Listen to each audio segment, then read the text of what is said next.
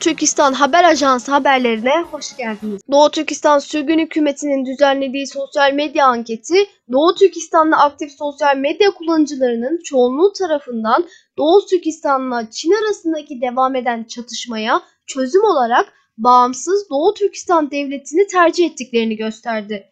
Doğu Türkistan Sürgün Hükümeti Facebook anketini 8 Mart 2023 ile 8 Nisan 2023 tarihleri arasında Uygur dilinde bir kamuoyu yoklaması olarak toplam 2337 Doğu Türkistanlı Uygur diasporası mensubunun katılımıyla gerçekleştirdi.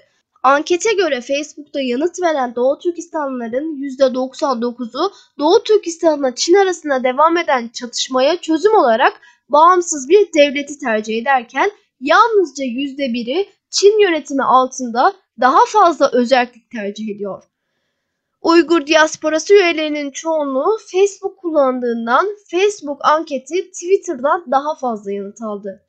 Doğu Türkistan Sürgün Hükümeti'nin Başbakanı Salih Hudayar, kamuoyu yoklamalarının sonuçları Doğu Türkistan halkının gerçek özlemlerini yansıtıyor ve Doğu Türkistan halkının büyük çoğunluğunun Çin işgalini reddettiğini ve bağımsızlıklarının yeniden tesis edilmesinden yana olduğunu açıkça gösteriyor dedi. Doğu Türkistan Sürgün Hükümeti Cumhurbaşkanı Gulam Yağma ise bu gerçekler ışığında Doğu Türkistan Sürgün Hükümeti bir kez daha uluslararası toplumu, özellikle ABD'yi Doğu Türkistan halkının kendi kaderini tayin hakkını ve Doğu Türkistan'ın bağımsızlık çabalarını tanımaya, saygı duymaya ve desteklemeye davet etmektedir dedi. Çin Komünist Partisi liderliğindeki Çin Halk Cumhuriyeti'nin 12 Ekim 1949'da Doğu Türkistan'ı işgal etmesi ve 22 Aralık 1949'da bağımsız Doğu Türkistan Cumhuriyeti'ni devirmesi, Doğu Türkistan'la Çin arasında devam eden çatışmaya neden oldu.